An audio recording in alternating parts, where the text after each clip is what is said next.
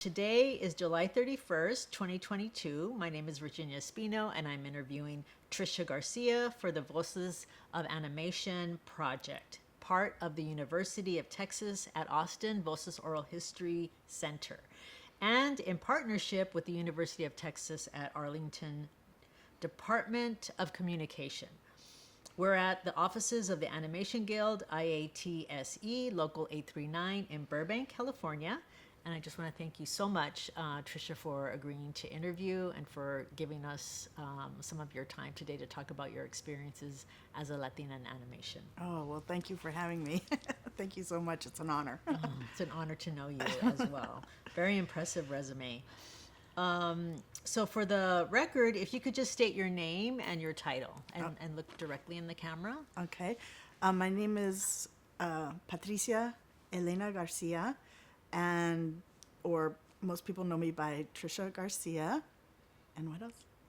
And your title. Oh, and I am a director currently on a show called Hamster and Gretel, which is a new show that will come out August 12th on the Disney Channel. Excellent. So do you prefer Tricia or do you prefer Patricia? Tricia is fine, yeah. Okay. Yeah. So we can start with where you grew up in Northborough, Boston, and then maybe you can talk about how you went from being Patricia or Patricia to Tricia. Mm-hmm. Okay. Well, I grew up in a small town, which was Northborough, Massachusetts. Before that, I lived in Boston, more specifically Watertown, where my parents met, both going to school. They both came here to go to school, but my mom was very specific. She had it all planned out. My dad didn't really have it planned out. He just arrived here from Colombia with like a few $100 in his pocket and then tried to make it work, which he did. Let's see. Part of the reason I mentioned living in Boston when I was younger was that I had a godfather who was also Colombian, and I always called him Uncle Mario. And he kind of all along the way was kind of my muse, artistic muse, because my family, they always wanted me to be creative and stuff, but my Uncle Mario, he was like the one who made sure we took advantage of the opportunities of being in Boston, going to ballets, going to museums, plays. He would just make a point to show me those things that I wasn't getting from a small town when where I grew up. You just don't have those things. And I feel like that influenced me a lot. And I think it's kind of funny because, he was from a small town himself in Colombia, but when he got here, he really wanted to take advantage of being here and share that with me. So he's no longer with us. So I always appreciate that. Oh, I'm so sorry. Yeah. What a beautiful memory. And, I think it's also very interesting because typically you're the daughter of immigrants, or at least your father was an immigrant. I don't know. Both. My mother's from the Bahamas. Okay, so you're the daughter of immigrants, and sometimes there's a lot of pressure to go into science or to go into law or to go into medicine and not in the creative arts. So that you say I was always encouraged. Yeah. Can you speak a little bit more about that encouragement? Well, I guess I kind of went there on my own, like I played the flute for all through high school. I always drew and stuff. So they encouraged it in that way. But when it came to my career and when I decided I did want to go to art school, because I was also, I did well in school, so I applied to a lot of liberal arts schools as well. I think it was a real leap, not so much for my mother, but for my father, who went to business school to have faith that I was going to be able to actually make a career of it. And he was literally going around our small town looking for graphic designers, anybody in the arts that he could talk to find out, like, is this really like a legit, will she be able to succeed? And, I remember like going to people's houses and, because he really wanted to check it out. And in the end, he says, I'm just glad I kept my mouth shut and just let you do what you wanted to do. He said that was the best decision I ever made. But I think I forgot your original question. Oh, I was going to ask you about your name change, but we can get to that. Oh, okay. Because I think it's so interesting that you're saying they encourage your creativity as a personal development type of thing versus this is going to be my career, my profession. Right, yeah. And definitely when my father I went to Rhode Island School of Design, which I never expected to get into, but when I did, I was just thrilled.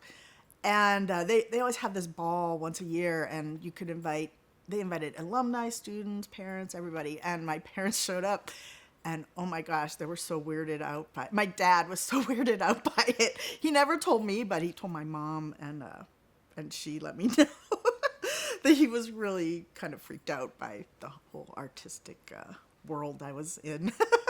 Can you explain? Can you elaborate? Like what do you mean? People had elaborate, not very conservative outfits on. There were a lot of, we grew up in a small town, so you're not going to see a lot of homosexual people. And, at the school there was an open and, the students, we just were comfortable with that, but the parents, not so much. Interesting. So backing up a little bit, can you tell me a bit more about your upbringing, things that you would do on your free time, how any childhood memories that you have with entertainment or your social life? Let's see, doing a lot of arts and crafts with my mom. My mom, she painted a lot herself. She did a lot of watercolors, and developed herself throughout the years until just a few years ago.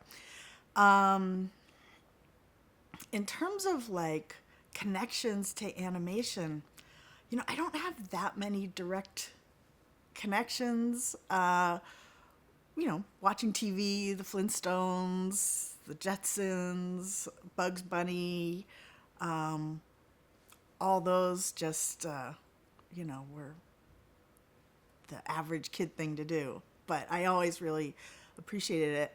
I think what drew me to animation, though, was that because I did music for a long time, and then I also drew, animation was kind of an amalgamation of the two, where, I always thought about like art or like visual arts, you're drawing something and it's like a moment in time, whereas music, it's moving time, and so somehow animation made sense to put the two together. I'm not doing the music or any of that, but there's rhythms to animation, and there's, different styles to animation. It's art in time, basically. So I think that really appealed to me. And actually, I was going to be a graphic designer. That's how I got my dad to agree to let me go to art school. And I thought that's, like, oh, if I could do that, that'd be great. But then I took like a winter session course in animation. It was like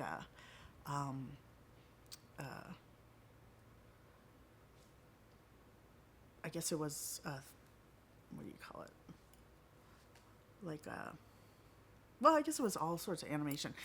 But it was like an introduction course. And I took it and it totally changed my mind. And I remember talking to my friends saying, hey, I'll go into animation if you go into sculpture. And, we're like daring ourselves to do it, but that's because that's what we really wanted to do. And I did. Did you ask your parents permission? Did you feel like I you had to do did, that? yeah, I did talk to them about it and explained, and they went with it. They went with it. They trusted me. Yeah, that's wonderful. That's- Do you remember what it was about that class that sparked your interest in animation? I think it was the music thing. Like, I did a project. It was like a Pat Metheny song or something, but where we had to do you do animation under the camera where you'd make a little puppet and then you'd move it, but 2D, not 3D. And so I created, that was my first short that I did, or my first project that I did. So I kind of could see it, how the music would go, but with my little character. So.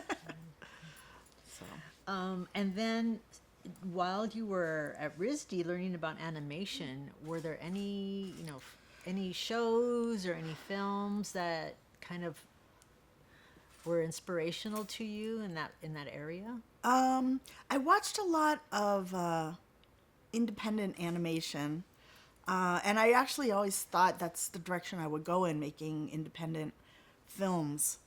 But then, I'm like, oh, wait a minute, but I have to make a living.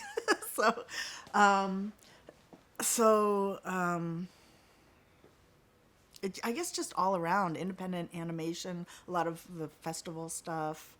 I'm not remembering any specifics right now. I'm sorry. Okay, that's okay. If something comes up, please feel free to share. Mm-hmm.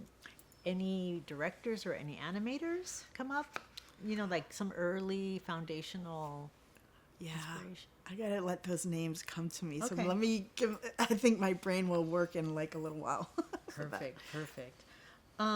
So I'm wondering, so we're here to interview you as a Latina in animation, but have you always embraced that identity, and what are the different identities that you claim or that you have used over time?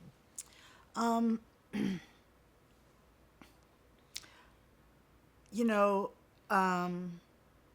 would say being from a family that's kind of mixed, I could kind of go whichever direction I was in at the time, but growing up, I was mostly in a small, very white town, and I think we were one of 2 Hispanic families.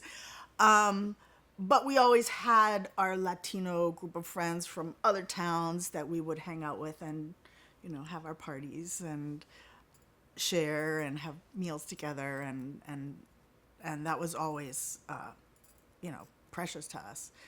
But also, I definitely traveled to Colombia and got to know my family there, and my cousins and aunts and uncles, and my dad definitely wanted me to know that part, not just travel for a week, but for the summer. Here, go on your own to Colombia for the summer, and that was a great way to really understand, a different culture, or at least that I wasn't submersed in.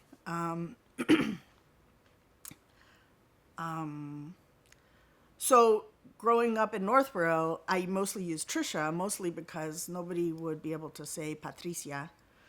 Although I did have a science teacher who was like, it's either Tricia Garcia or Tricia Garcia. Pick one. But no, I just always went with Tricia. Also because there was another Patricia on the street, and she was Patty, so Patty and Patricia. I do we were always proud of being Latina, or Latino, and but I definitely remember like a time like after coming back from Colombia, really like going to school and showing some of the things that I brought, and but before my before the kids knew who brought them, they were just sitting like, oh, somebody brought those weird things, you know, their instruments. I don't even know what that thing is. And I'm like, that's mine. You know, so there was a lot of that going on. There was name calling, there was that sort of thing. But, you know, it was manageable, and just eventually it just, it was a small enough town that people knew me, so it wasn't, you know, a big issue. So, yeah. So having had that experience, what traditions or culture aspects of culture do you think that you've adopted or embraced from that experience? Definitely family, you know, like family is the most important thing. Even to this day, you know, I talk to my parents, if not every day, every other day. My brother, maybe once a week. You know, we stay in touch.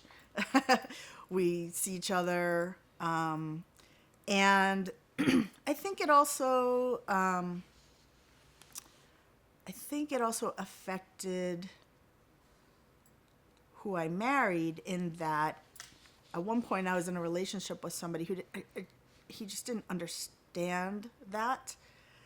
And as the relationship got more and more seriously, you know, at some point he's like, well, you know, you're going to have to, like, if we get married, you're going to have to, it's going to be us and not your family. And I think it was that moment when he said that, then it was like, no, that's not how it works. It's us and the family. And that was, so I think definitely that aspect of keeping your family close, and that you're a unit, not to be broken up. And Language, did you? yeah.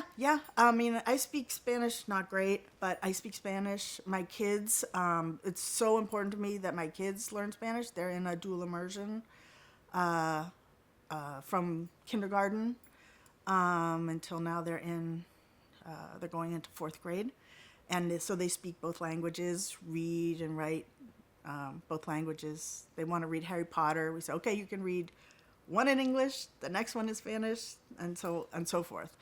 So that's something that was so important to my husband and I.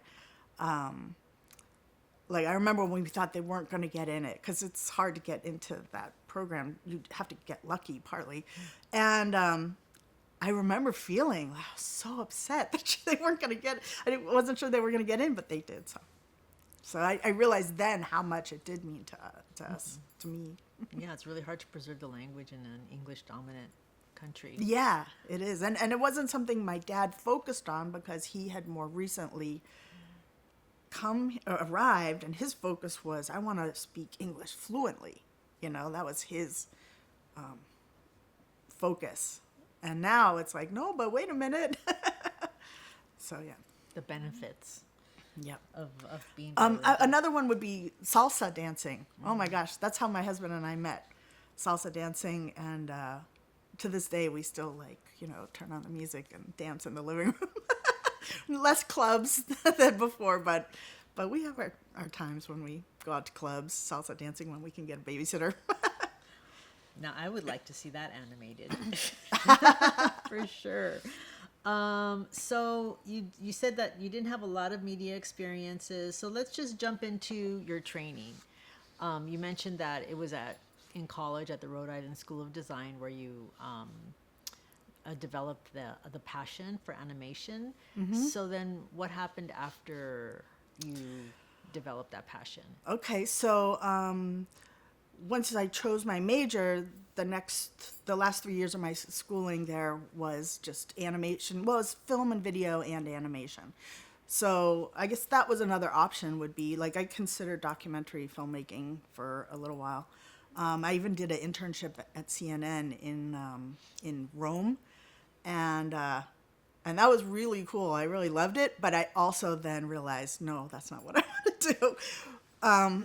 Mostly because I was seeing people that had to, at a moment's notice, leave their family and go to another country and film stuff. They didn't know when they were coming back, and it's like, oh no, I don't think I could do that. But so animation wise, yeah, we basically just started from the beginning. It was not a traditional animation education in like Bugs Bunny, Warner Brothers, Disney way of learning. It was more focused on independent films and creating your own style. I tended to go towards like 3D things or two-dimensional, like working with the camera, like moving images under the camera. And I had a teacher named Amy Kravitz who was very influential, and she was she was an independent animator herself. Also, Yvonne Anderson, sorry, who she ran the program, and she had her own, it was called the Red Chair Workshop, where she taught children how to do animation programs, projects, and they were both very influential in teaching. You can make anything into a story, and focusing on the story, really. That was part of what they were teaching. It's not just visually what you're doing, but the story behind it and what you choose to tell. So yeah. Can you talk about your style then that you developed there? Can you articulate like what it looked like? Well, I think I was most fascinated with new ways of doing animation. But it wasn't necessarily like, oh, let's do a computer new way, because computers were still just getting going, and computer animation, well, it was probably just like 5 years before you could honestly teach that in a school. It was 5 years before you could teach that in a school. But for example, my senior project, my senior year, I went to Rome. What RISD has a Rhode Island School of Design had a European honors program there, and so I did that for 6 months, and I got fascinated by mosaics, and I was like, how can I turn this into, animation? And so I literally just designed a mosaic, and it was an independent study sort of program. So the teachers and we would like go to the town where they make mosaic pieces and get the supplies and go to a school. He set up like, okay, let's go to the school where they do this, so I could kind of learn how to do it, and that ended up being my senior project. I designed a mosaic, but then I had that over here, and the story was me building it. You don't see my hands, but you see the mosaic being built, but in a way that tells a story. And the name of the film was Endymion and Selene, which is a story about the goddess of the moon, and Endymion is I think a shepherd, and it was her falling in love with him.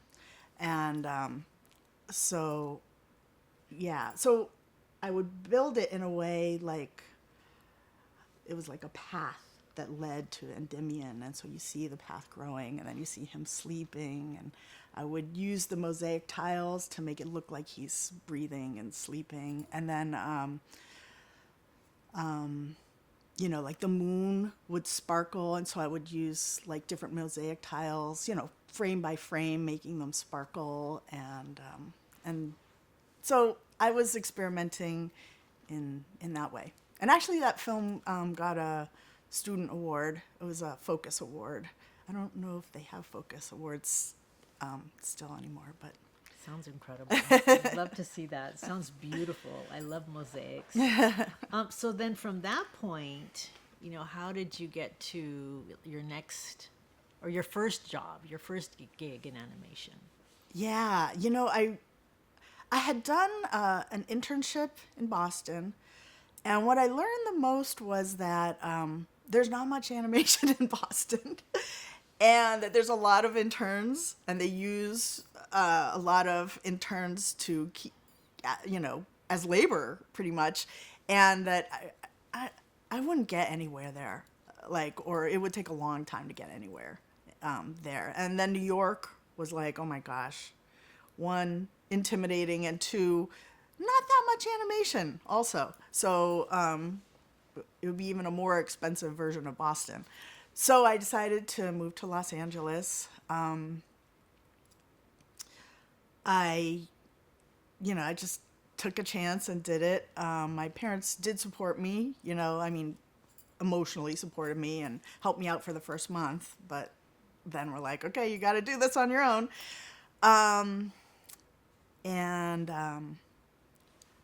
Let's see. Because of the film festival I was in, I met a woman. Her name was Margarita del Valle. And she introduced me to this group of students at UCLA animation department. And they would meet and go and talk about animation at some restaurant once a week. And so I started, going there first with her, and then they'd be like, oh, just come along. And that led me to a first job, which was, it was a company called Video Image, and they did playback, on television when it was film, not video. If you wanted to have a video screen, you it played back at a different rate than film, so you had to do this special thing. Anyways, the company did effects, and it did playback for film and television. And through them, there were also some UCLA students. Well, that's actually how I got the job there. Is the teacher would also go to those gatherings, the head of the department, and he's like, oh, you should try there. So I did. And but some of the other students were working there, and they told me about, there's this new show starting up called The Simpsons. And I'd seen, the shorts, and they're like, but they're looking for people, so you should apply. I did apply, and, you have to do a test. At the time, I was like, okay, well, I decided to take a test to be a background, a BG layout artist, it's called. So drawing all the backgrounds. And luckily, in school, I had taken a rendering class, which is basically learning how to draw perspective, but just, with markers, not with tools, just, learning how to eyeball it. And that helped me get the job. And that was a super exciting time because it was actually the second season of The Simpsons when I started. And so by then, everybody knew The Simpsons, and it was just blowing up. And there were so many fun people working there, and so many smart people and people that were really good working there. And I learned so much. There was such good storytelling. There were people like David Silverman, who has worked on The Simpsons forever, as well as directing his own films. And I had a director named Mark Kirkland, who was very influential in teaching me to, I did backgrounds, and then eventually I did character layout. Then I moved to storyboard revisions, and eventually to storyboarding. And it was like another whole second education, being there. And I think I veered towards storyboarding because you can go in all sorts of directions, because of school, where they always were teaching about story. And so that was always really the part that fascinated me, and the part I loved in being on The Simpsons too, is like getting to the crux of the story and bringing it out. So I did The Simpsons for, I think, about 5 years. Met so many people that I still know. A lot of my good friends are still on The Simpsons. But I was ready to move on. I think I just wanted to try something a little different. So I got a call one time, and I was invited to work on Hey Arnold, which was a new show coming out, which I did, and I really loved that too, because it had kind of quieter stories. They weren't like big crazy stories, but they had a lot of heart to it, and I really liked that. And I did that for, I think, about 3 years. Met a lot of great people there too, and developed myself as a storyboard artist, which was great. Really, I think I felt more comfortable after that, because I'd not just done The Simpsons, I'd done like other styles. And but I started getting rambunctious, and I wanted to learn about another side of animation, which is the timing. And I was trying to find a way, like, how can I learn? I was telling them, hey, I want to learn this side. And they kind of kept saying they were going to try to make it happen, but then it never was happening. And that's when I got a call from my old boss, who at the time was a producer on The Simpsons. He was now starting up this new show called King of the Hill, and invited me to come over. I started as an assistant director, but then the second season they bumped me up to be a director, and I worked on King of the Hill for 13 years. I think there was a 1 year long break in there, but yeah, that was that really changed my life. I mean, The Simpsons was a big break, but King of the Hill, it really changed my life. And what was great about King of the Hill was I was working with Greg Daniels, who was the executive producer. He also did The Office. He's done, he's executive produced so many shows now. But he was a writer on The Simpsons, and that's how he jumped to and helped create King of the Hill with Mike Judge. And so I was working for Film Roman, which was an animation studio, and they are Fox. They're working for Fox. But, we would do our thing, and then we would go and have a big meeting there. And, I learned so much just hearing his take on the stories and what was missing, what we needed to add, what he liked. And just seeing his way of thinking was really great. And Mike Judge, he just had such a unique take on the world. It was great. And of course, it's a little odd, me directing this like animated show that takes place in Texas, but I just embraced it, and I just went with it and really enjoyed it. It's because it was really all about the characters, to me, and how they, lived with each other, and their conflicts and their love, and I just really enjoyed it. I enjoyed the storytelling, Yeah. Since we're on that topic, I will want to go back a bit about mentorship, but so you said that it was odd you directing this story about this family in Texas. What do you think you brought to that story from your upbringing, from your family life, from just your understanding of the world? How did that inform your role? I think could see like the family aspect of it and grab onto that. But then because I wasn't from that world, but I know that that world exists, I think I could see the humor in that world and try to bring out and bring that out. And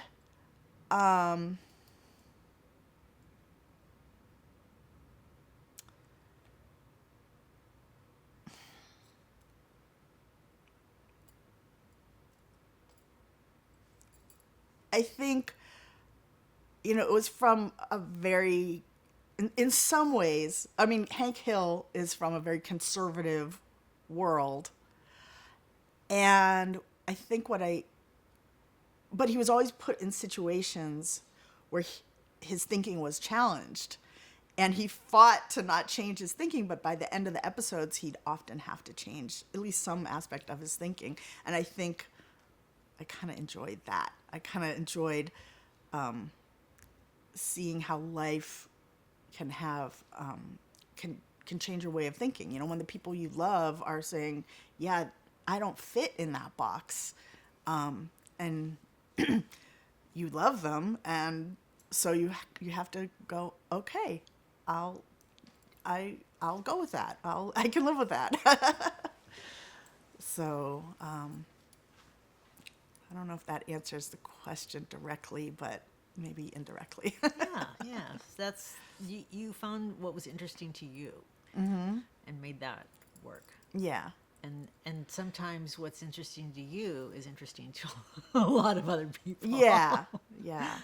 And I liked, like, there'd be people that came into his world that were not normally in his world, and I liked seeing that clash and how he dealt with it and reacted and learned from it.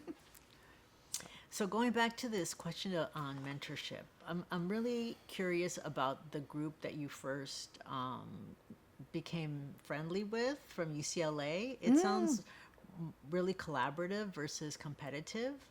Was that typical to find communities like that around this kind of, this industry? Because it doesn't sound like something I'm familiar with. I think animation tends to be a little less competitive than like the regular film or the live action film world. I think, we're just artists and we just want to like have fun and because it's animation, you have to work with people. I mean, you just have to. There's definitely competitive situations, but it was very collaborative. I was very welcomed into that group. I would say there's probably about 4 of that group that went on to work for the Simpsons. And many more that I, still either run into or talk to, maybe once a year or at parties or something like that, when there were parties. And I think we were all at the same age where we were like just looking for what, how are we going to work? And animation has like ebbs and flows like everything else. So there were if there were jobs available, people would tell each other about them and, wish you the best. So that, I think also Simpsons was unique because it was at a small studio. It wasn't like Warner Brothers or Disney. And, we were kind of like a ragtag crew, but we knew we had something great. And we had so many talented people that were looking for something unique, a unique project to work on. And we just grabbed on and went for it. So yeah. Yeah, I heard that mentorship is key in animation, from getting, like you mentioned, I wanted to learn this and I wanted to learn that, and this was like a whole other education. But that sometimes male, because it was typically male dominated before people like yourself started to enter that field, that it was hard to find mentors because you couldn't get mentorship if you're a Latina from a male person. Was that your experience? And can you maybe explain your mentorship? Yeah, I think that I think it was more out of like, really, you want to learn that? Why do you want to learn that? Like, and to me, it's like, well, I want to learn that because that's the next piece of the puzzle to get me to the next thing.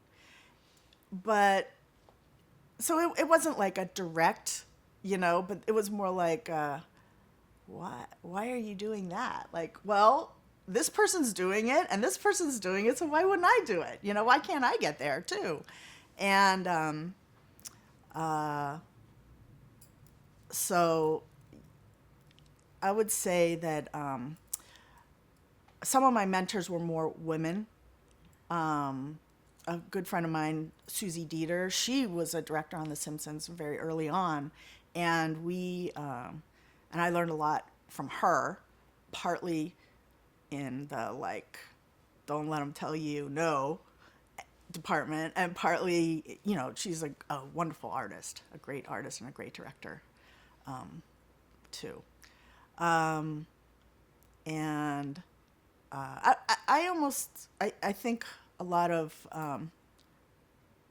the men, weren't always taking us women seriously. And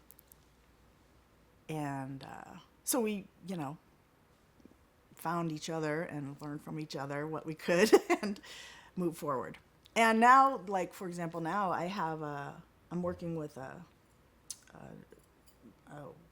woman who is new to the industry, and she's a revisionist for storyboard artists, and she's so hardworking, and I'm just like, okay, let's go. And I just try to teach her everything I can because I can see she's ambitious and she just wants to learn all that she can and take the chances, but also has a good business sense of being collaborative.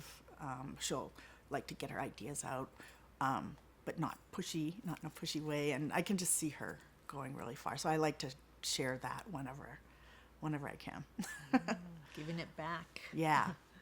Can you talk about your mentorship then with the show King of the Hill? Because you said that's the show where you spent the longest time. Yeah. Let's see. Well, like I said, I think part of the reason I got it was because I had worked on The Simpsons, and so it was my old boss who had moved to this show, and so he knew my work. He knew what he was getting, and so that's how I got started. But there were also several women producers within the company that I think they realized at some point that sometimes women work better with artists, with some of the male artists, than the male, because the male artists will clash with each other, and the women will maybe be a little more diplomatic about how to offer advice and explain what they want and make changes. And so that helped in getting that opportunity. For mentors, Wes Archer was the supervising director, and he also originally worked on The Simpsons, and he has a really unique style, and that really fit with King of the Hill. And so I learned a lot about storyboarding in this particular style from him, and just making finding unique acting for these characters, which is kind of the key to King of the Hill. Making them seem very real life, even though they're a cartoon, a weirdly looking cartoon. In terms of other mentors, I mentioned Greg Daniels. He was great to work with. There's another guy, John Rice. and another one, Clay Hall. They all actually were pretty open with me, and I really appreciated that. Yeah, I really appreciated that. So, Can you elaborate? What do you mean by really open? I felt like I could ask them the questions I wanted to ask them, like even if whether it was artistic or more like, am I dealing with this situation right? And is my thinking, how should I be thinking about this? And so I really, yeah, I appreciated that. And trying to think of others who were, and I think sometimes in animation we have our project and we're just so involved in that we're not always looking around, to the other directors or that. I mean, we talk and we have fun and stuff like that, but we're like so focused on like, oh, let's just get this, let's figure this out, this big problem and get it done. Just that's enough. That's all I can handle. I think I need a drink. Yeah, take a drink. Take a minute. Okay. So I guess going back to the mentor question, I don't feel like I had that many specific mentors, like people that would say that they were my mentor and anything like that. I just kind of went, okay, I got to figure this out. And how can I figure this out? And I would talk to people and, learn what I could. And I just realized I had to figure out a way to do it myself and to learn myself and to figure out my own path. So, What would you say were the biggest challenges in this, or what are the biggest challenges in this industry for an animator? You never know when a show's going to be canceled, and so you kind of always are looking for or keeping in mind what could be the next gig. I think sometimes it's easy to, and you don't know when it's going to end, so you kind of have to look, when it does end, you have to look for what's available, and it's usually something that's starting. But that could mean that you get, you go in a direction you didn't mean to go in. So I find that I like to think about the longer term direction that I want to go in so that I can be kind of edging that way and hopefully have it lined up when it's the right time. Which sounds like very general, but it's, I think it's easy to get off in a direction that you didn't intend to go in, and then you got to make your way back. So, like style-wise. Oh, I see. Like style-wise in terms of like the type of show that you're on. So, what has been your favorite style thus far? I would say like storytelling, King of the Hill had just wonderful stories. The animation it looks very simple, but it was challenging. But I'm really liking the style that I'm working in now, which is on Hamster and Gretel, a new show coming out, because it's more cartoony and it's we add all sorts of things or effects or it's more far out. It's more just looking for it's all just about fun. It's all just about like getting laughs and as you're telling the story. But I also what I like about it is that I'm in a situation now where as a director I can also pitch ideas for lines or for story, and the writers are open to it. We talk about it all the time. They're like, oh, if you think of a better line, just let us know and we'll talk about it. And so for me, that's great. That's I feel like on this show I'm learning a whole nother art and having fun with it and really having fun with it and brainstorming with people and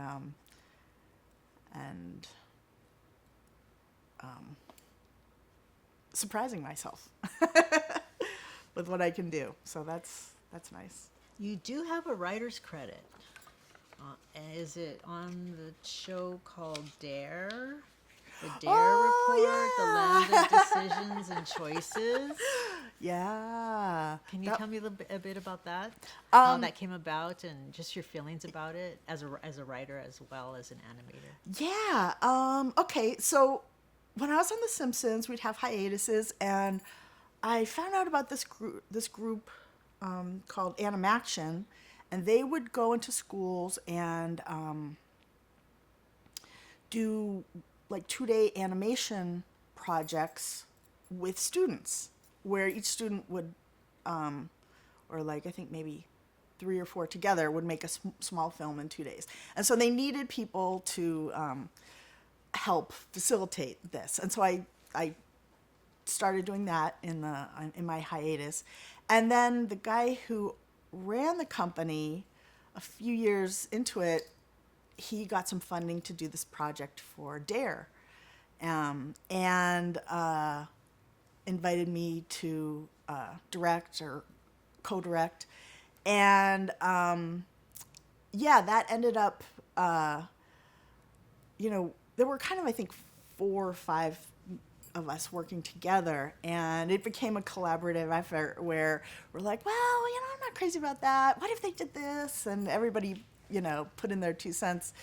And so, yeah, in the end, we all kind of ended up writing it, and it was literally something that we did out of somebody's apartment. It was, I mean, we'd have meetings at the owner's house, but like every day I'd go to work at the producer's apartment. We had animation desks set up, and we'd draw and put it together. So and I always liked that. I really thought, and that was with another guy who went to UCLA, that Dominic Polcino, and his family was involved. His dad was one of the writers, and then his brother was the producer. And we all worked well together. We all really had a good time. That's nice. And it sounds in stark contrast to your other experiences in some of these other bigger projects. Yeah, some of the primetime series, you rarely get to do much on the writer's side of things. I would, like occasionally in a King of the Hill meeting, if a line popped into my mind, I might say it, and like maybe once or twice they'd be like, oh, that's a good idea, but like you didn't push that, like that just wasn't part of the job. And part of it is because you've got like your company and then their company, and it's the division of power.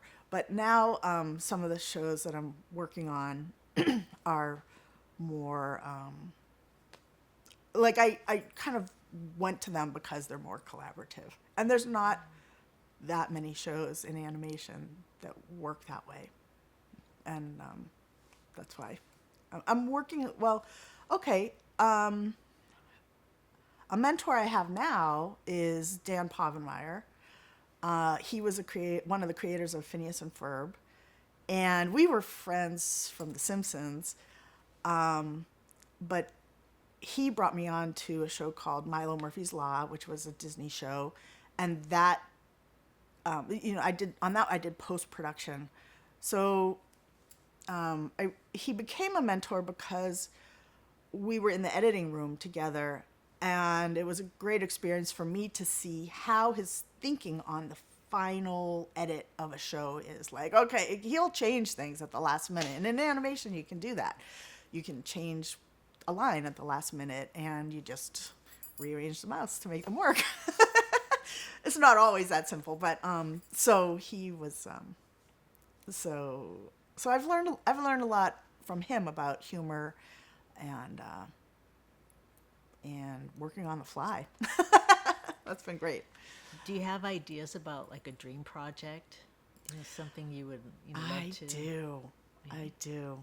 I would love to make an animated telenovela. I used to go around and pitch it to people, I pitched it to HBO, to a couple other, and they're like, no, no, no, we don't do any animation. Well, that was probably about, 10 years ago. So I definitely am thinking like, I gotta like start over, develop it for today's market. And I would really like to do that. I think it'd be perfect. And what role would you play?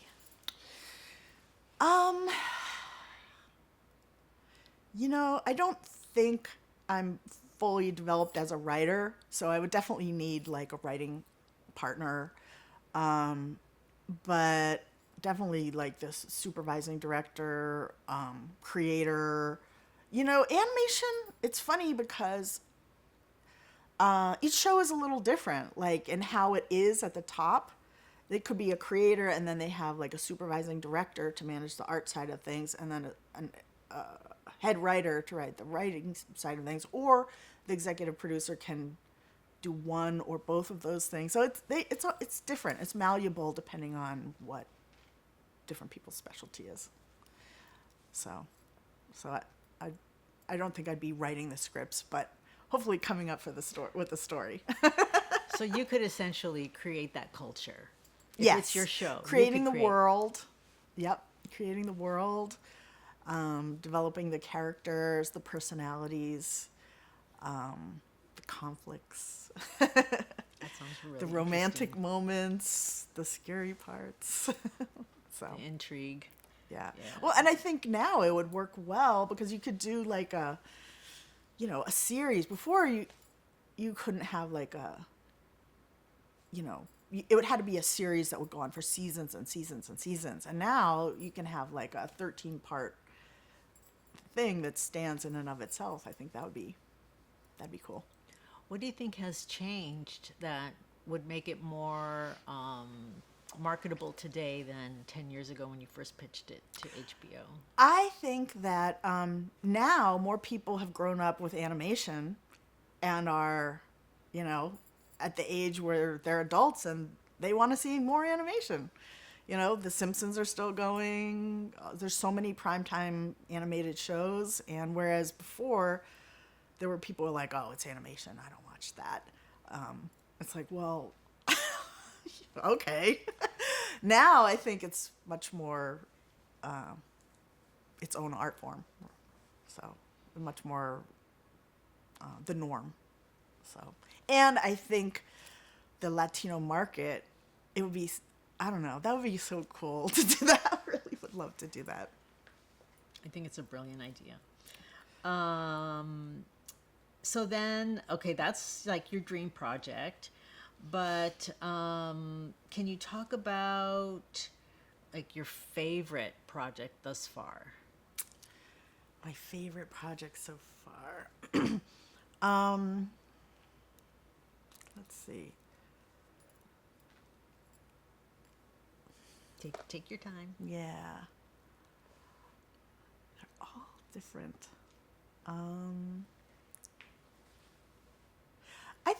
I think the project that's my favorite is the one I'm working on right now, because I'm challenged, and I'm challenged in terms of coming up with new ideas that help make the project mine, and having the resources around me to do it, which is great, and the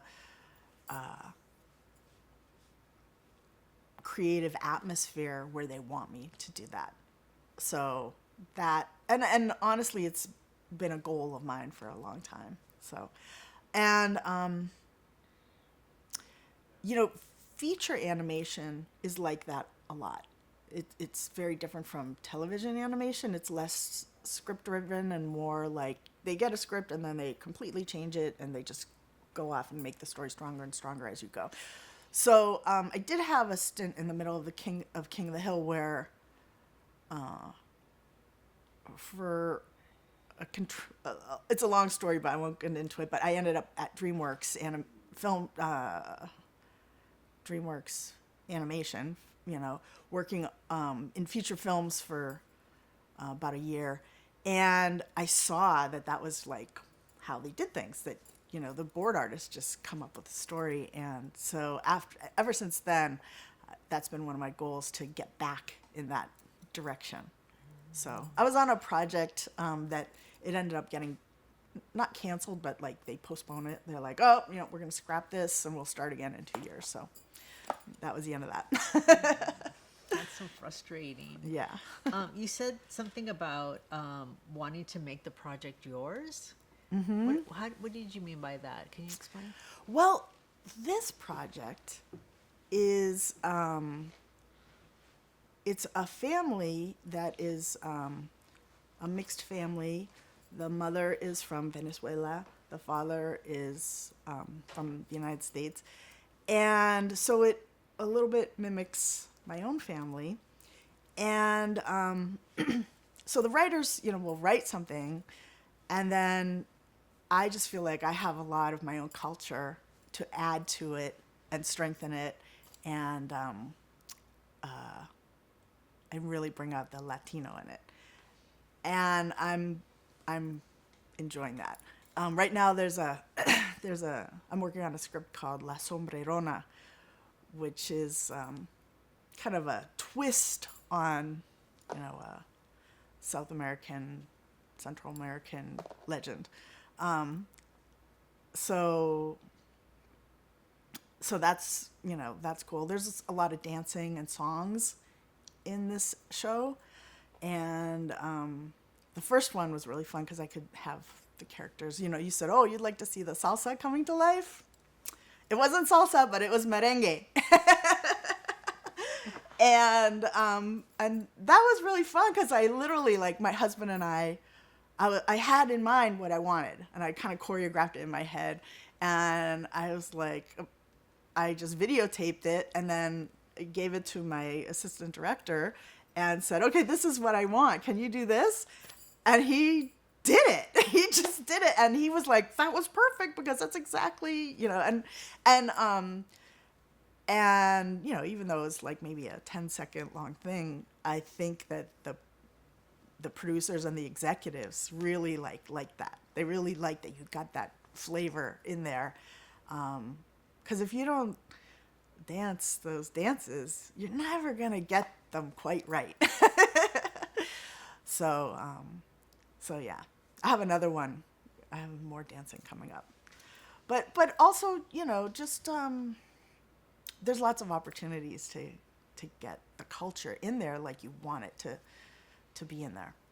Yeah, my son shared, when I told him about this project, my son shared a YouTube video about the film Encanto and how they created like all these different hair textures that were represented the diversity of Latin Americans. Mm-hmm. So is dancing something that is difficult to animate, or are you finding in this new show that you're working on, like you're inventing new techniques?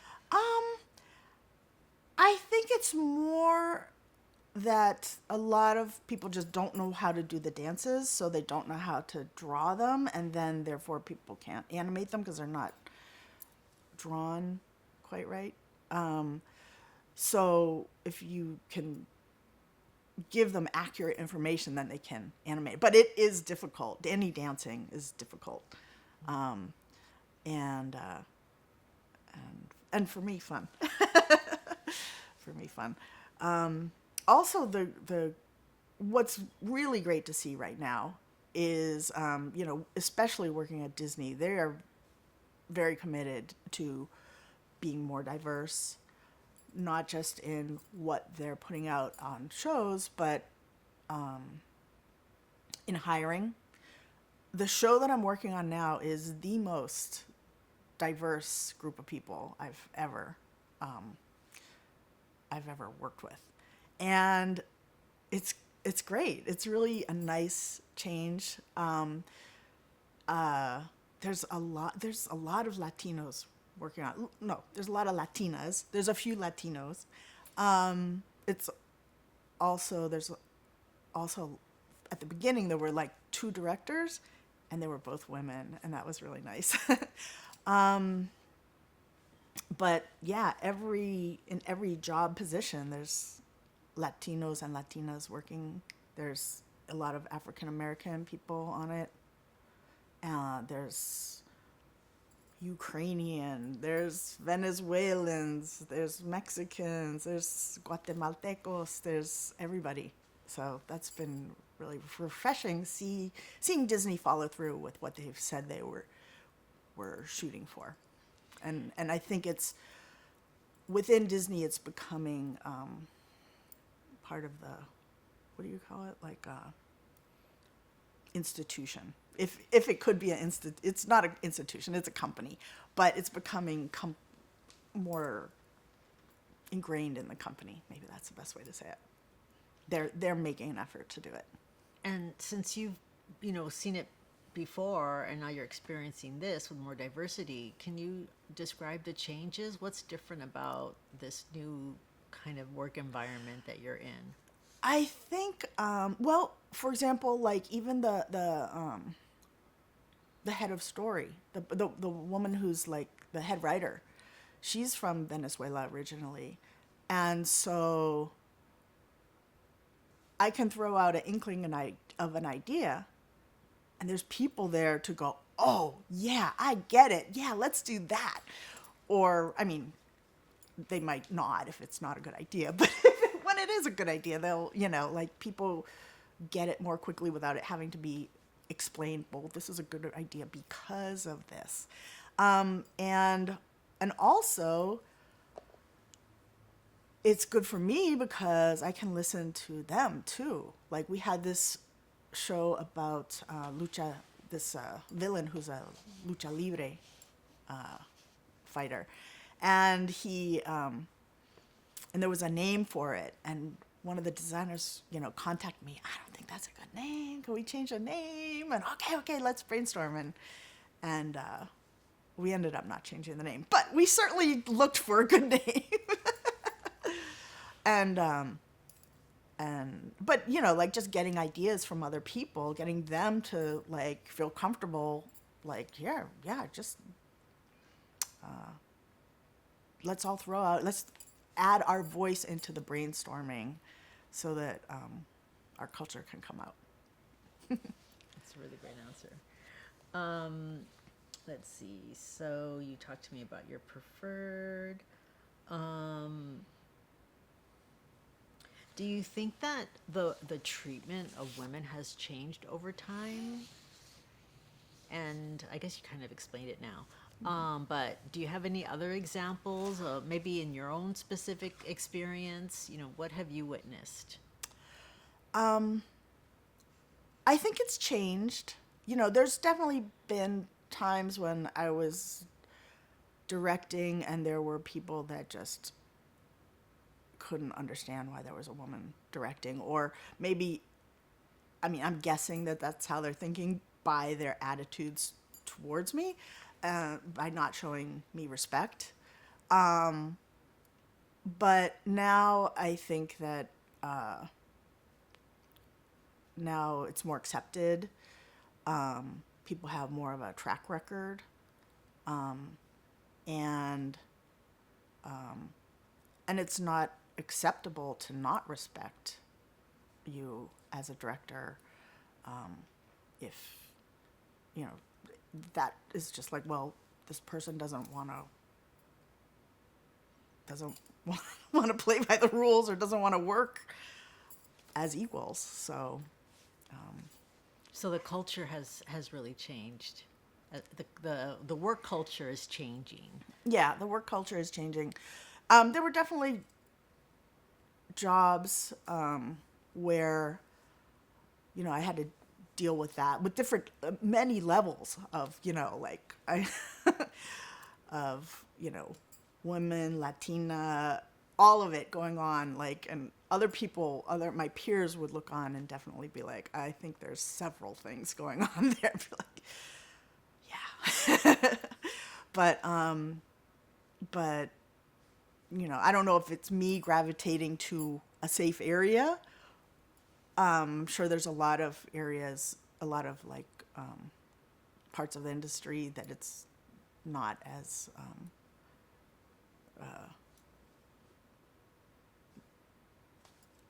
sorry, I'm not thinking the right word, not as equal, but or women or Latina friendly, but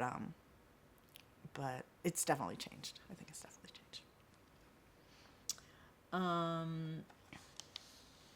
So, thinking about improving your work conditions, improving the work life for Latinas and for women, I want to ask you about the union. They've been agitating a lot, over the past, decade or so.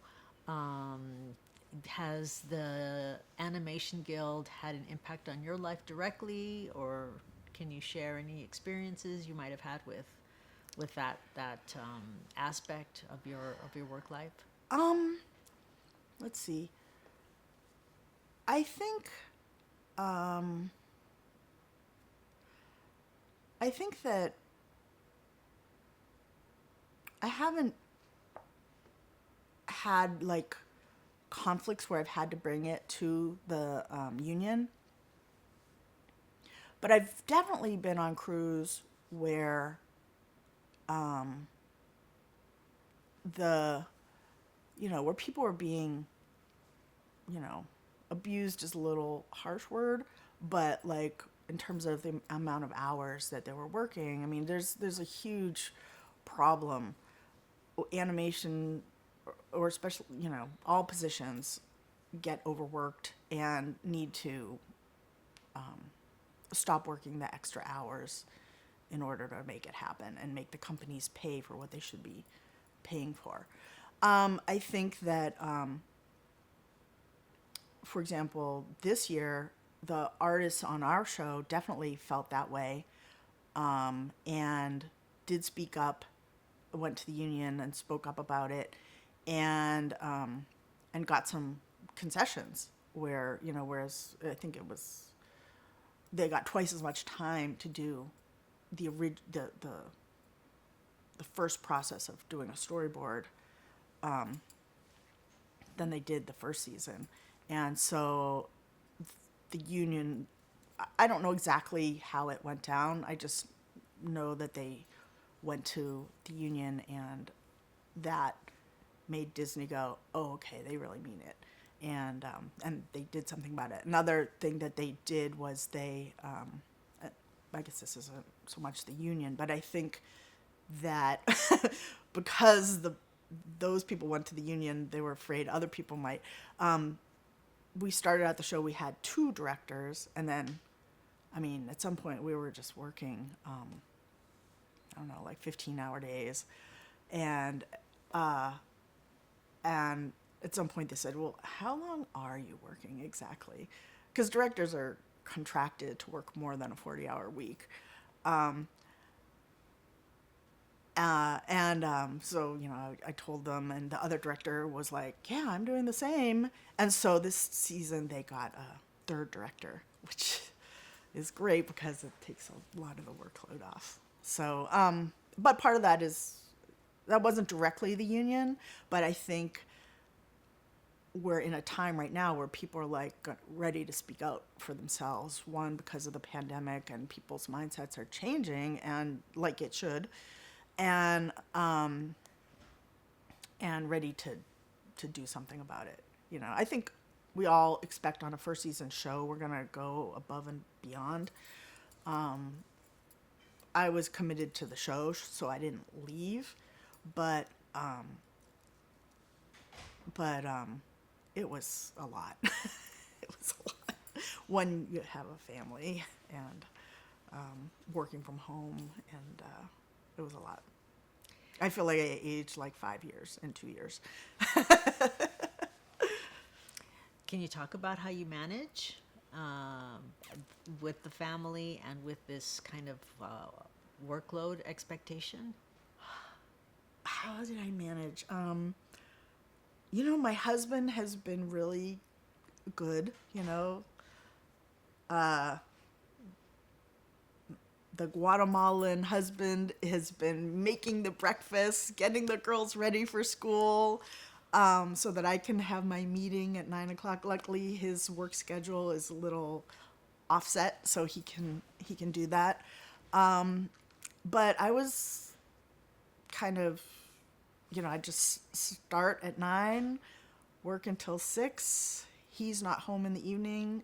I'd take a few hours, I'd just be working all day, pick up the girls from school, get their homework done, which is a big undertaking in and of itself, and, make dinner and get them to bed, and then I'd go back to work. And I'd work from maybe 10 until like 2, 4 in the morning. I was working a lot. To the point that until just recently, my sleeping habits have been really off. And I finally just, like, over the summer said, okay, you got to get back to sleeping, going to bed at 11, 12. I just got used to, like, staying up till 3 in the morning. Like, even 2 months ago, I'd stay up till 3 in the morning. I wasn't doing anything. I was just used to it.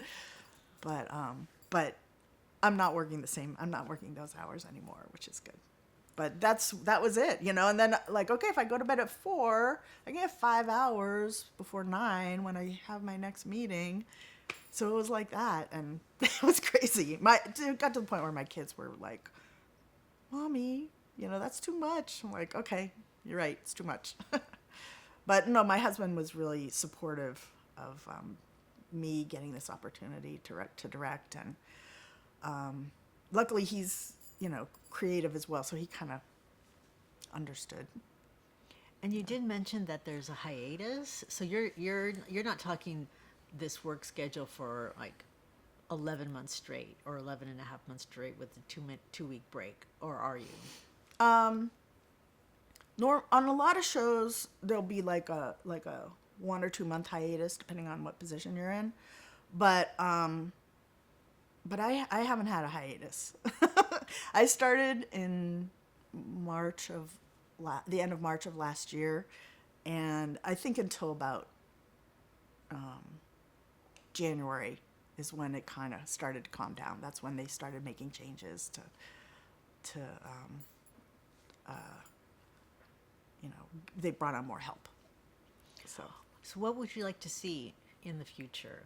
Where would you like to see this industry go in the future in terms of that kind of workload expectation?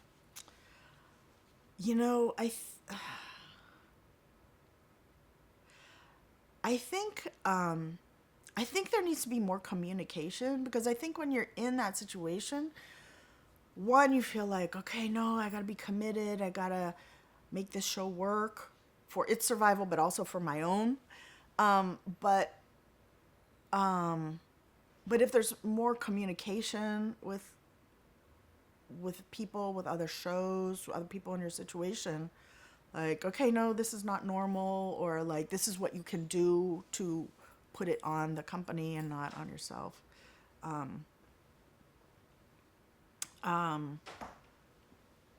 And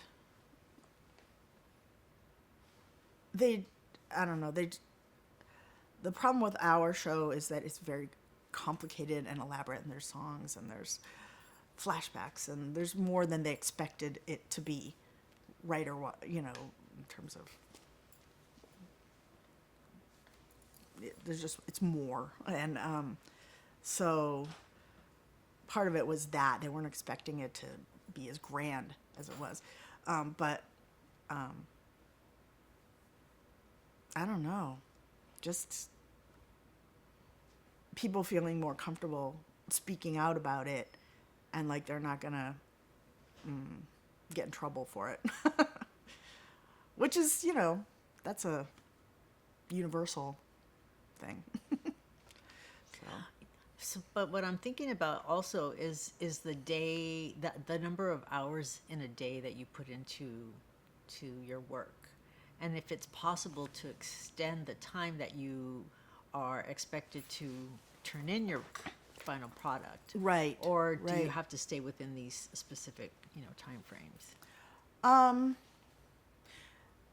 Let's see. They extended it like a little bit. They adjusted some things, like probably adding like maybe 2 weeks in various places in the schedule. But also, like, having the third director, like, we're not just directing one episode at a time.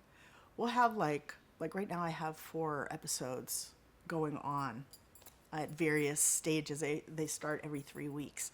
And yeah, getting more time. I mean, that's really helpful. That's the best. So that really is a good segue into my next question. What would you like to see in the field in the coming years in terms of maybe storytelling, maybe diversity, maybe types of animation? What are your Wow. hopes for the field? I think just really good storytelling and not all superheroes. Like, there's so much superheroes right now. The show I'm on is about a superhero, but and I love it. But it's I think just I think it's gonna be good the next few years because there's a lot of unique voices that are gonna be telling stories and that are in leadership positions to tell them, and I don't know. I look forward to that. I think I hope that not every show has to be like a big show. That there could be like small shows, meaning like about the smaller aspects of life, the like family life, and not just big adventures and. I don't know. Is there any examples of any shows that you think are a really good, a really good example of what you'd like to see in the future? I think it'd be really great to see an animated telenovela. No, I mean, I think it would be great to have a lot of adult animation, but that isn't quite so sitcom-y. That was like, I don't want to say drama, but like humorous drama, you know? I think that'd be pretty cool. Can you explain what you mean by sitcom-y? I think I know what you mean, but Right, I'd like you to articulate. I'm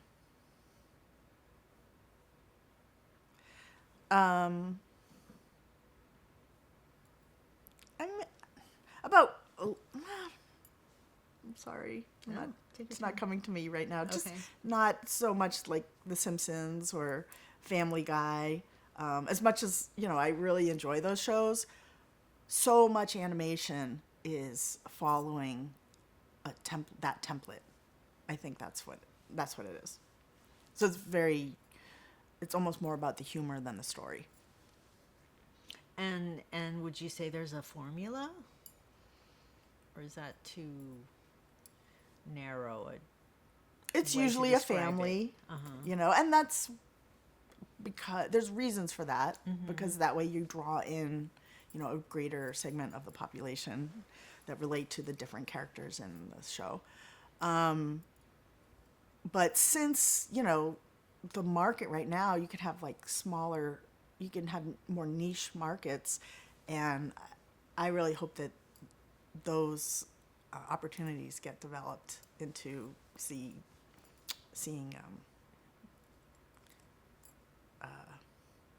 more, I don't know, unique families or shows. So when you think about like where you began in that class in RISD where you fell in love with animation to where you are now, can you articulate that change? Like how have you changed in that period? I mean, that's like a really big question. I try to like finesse it a little bit, but Yeah, if you can no, think I about- mean, at the time, it was like could I do this? Could I really do this? And then I've always been like, well, there's only one way to find out. So I've done it, but like, you know, not knowing if I could. And if I've changed, it's that I'm more confident that I can do these things. I've learned to do them, and more confident in what I can come up with, too, and that others will appreciate that. So. Very nice, very, very nice.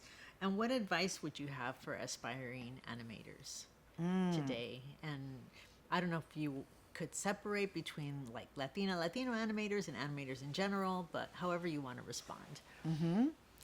I would say in general, my advice would be life drawing, just drawing, and especially life drawing. That, you know, that's what the studios want to see, and that's where you're going to learn a lot, and then be able to transfer that into whatever characters you're going to be working with.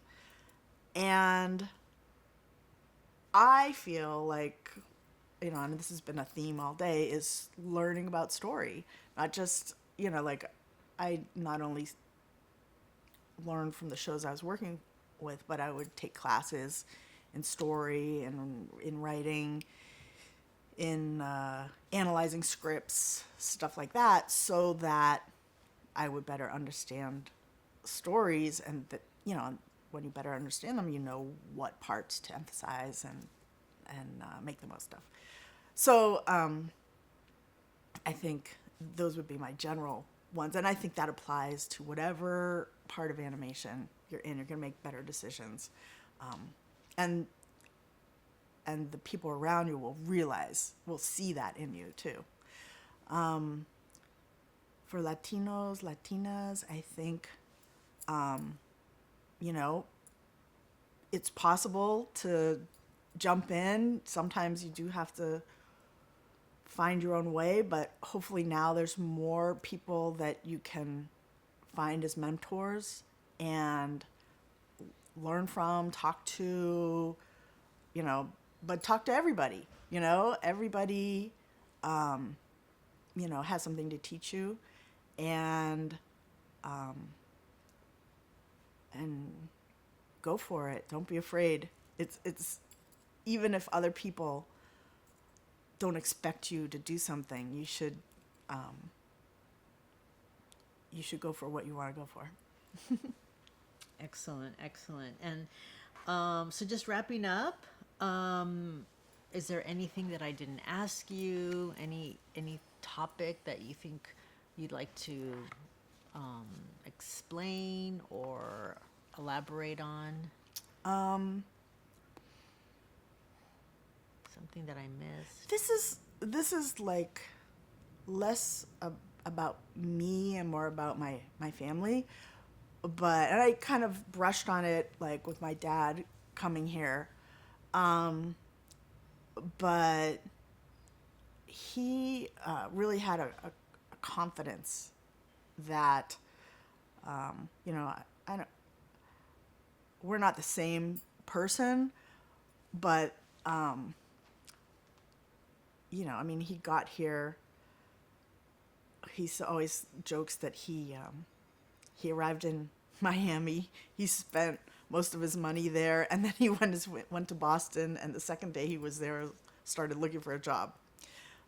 He worked emptying lockers in a subway for years as he was finding how he could, you know, start first taking college classes and then getting into university, and eventually getting a master's in business. I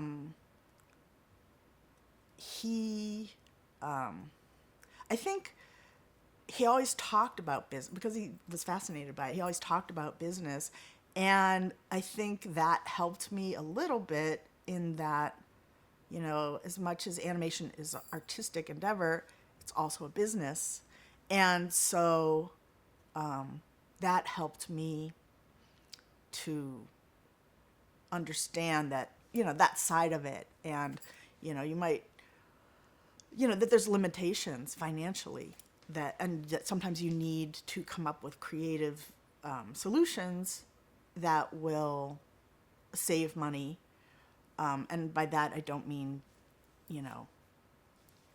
cutting people from the budget. I mean, how can we do this in a smarter way so that it's not so much work, whether it's reusing something that's been drawn before, but in a unique way, or storytelling. What's a way storytelling wise that we can make it simpler but funnier.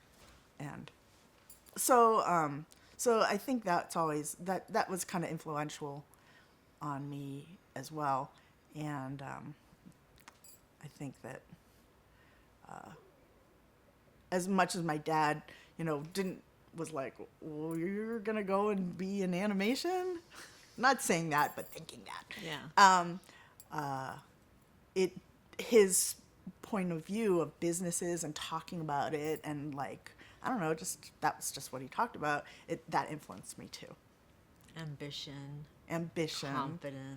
confidence, business sense. Yeah. Thank you for adding that. Yeah. That's really important. Yeah. Like he had businesses from when he was like a little boy.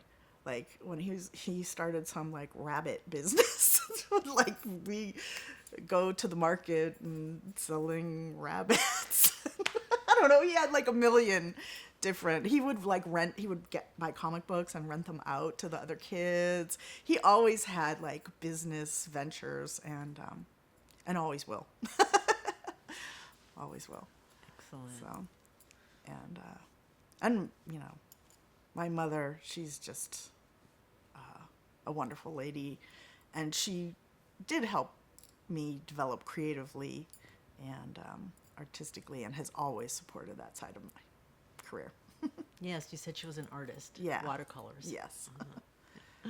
So. Well, great. Thank you so much. It was wonderful spending this time with you, and thank you for your generosity. And now that I heard how many hours you're working, I really relish this time that we had together and your commitment to this project. So thank you so much. Thank you.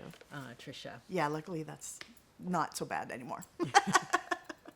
Yeah, well, it was so nice meeting you. Nice meeting you as well. Yeah. Nice meeting you as well. Thank you.